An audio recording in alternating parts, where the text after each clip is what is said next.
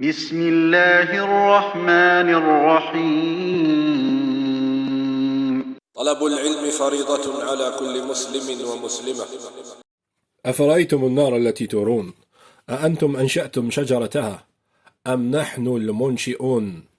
Allah subhanahu wa ta'ala dans ce verset, il parle avec ses serviteurs en disant Afara'aytum an-nar, est-ce que vous voyez le feu que vous allumez vous-même.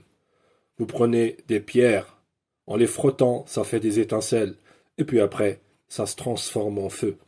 Afara'aytum an-nar allati turun, a'antum ansha'tum shajarataha.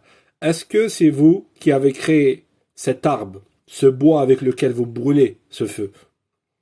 Est-ce que c'est vous qui l'avez créé?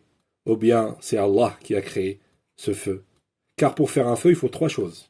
Premièrement, il faut un combustible, du bois par exemple, du bois. Deuxième chose, c'est qu'il faut de l'air, l'oxygène. Et troisième chose, c'est une énergie qui va activer ce feu, qui va déclencher ce feu. Cette énergie, c'est qui l'a créé? Ce bois, c'est qui l'a créé? Cet air, cet oxygène, c'est qui l'a créé? C'est Allah. Donc, première chose, c'est qu'il pose la question. Deuxième chose, c'est qu'il répond. Nahnu ja'alnaha. Nous l'avons créé. Ce feu, nous l'avons créé. Mais pourquoi nous l'avons créé? Ja'alnaha tadhkiratan. Nous l'avons créé en rappel. Ce feu, c'est un rappel. Quand tu vois le feu, c'est un rappel d'Allah. À toi de comprendre. À toi d'interpréter. À toi d'analyser. Nahnu ja'alnaha tadhkiratan. Donc, quand tu vois un feu, regarde-le bien. Car c'est un rappel d'Allah. C'est un message qu'Allah subhanahu wa ta'ala te passe. Tadhkiratan. Donc la première chose, c'est un rappel. Deuxième chose, wa mata'an lil muqwin. Deuxième chose, c'est pour vous faciliter la vie. Quand vous voyagez la nuit, au milieu d'un désert, au milieu d'une forêt, qu'est-ce que vous faites? Vous allumez un feu. Pour vous protéger du froid, pour vous réchauffer, pour vous nourrir, pour manger.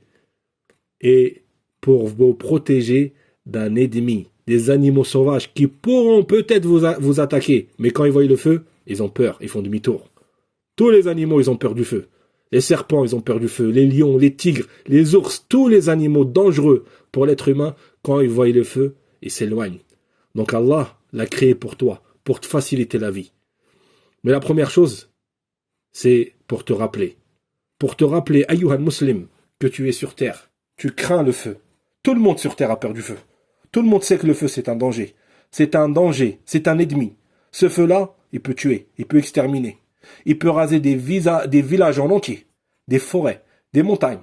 Et tout le monde le sait, ça. Tout le monde le sait avec certitude. Allah, il veut te montrer et t'expliquer que si tu sais que le feu est dangereux, et si tu as peur et tu t'éloignes du feu, quand tu vois le feu, tu fais demi-tour. Car tu connais avec certitude la violence, la rapidité, la force du feu. Sache qu'Allah, c'est lui le créateur du feu. Sache qu'Allah, c'est lui qui a créé cette puissance. Il est le créateur du feu. Et ce feu-là, tu vas le retrouver yawm al-qiyamah. Ce feu-là, tu as été menacé. Allah t'a menacé. Il s'est adressé à chacun de ses serviteurs en leur disant Wattaqu ya ayyuhan nas wattaqu rabbakum wa qu anfusakum. Sauvez-vous de ce feu. Qu anfusakum wa ahlikum nara. Le combustible du feu de l'enfer, ce sera quoi? Ce sera pas des arbres, ce sera pas du bois. Le combustible du feu de l'enfer, ce sera des hommes, des femmes, des djinns, des injustes, des gens qui ont fait du mal sur terre, des mushrikines. Ce sera ça le combustible des gens du feu de l'enfer. Donc attention, prends garde. Et ce feu-là de l'enfer, il s'éteindra jamais. Personne viendra à ton secours.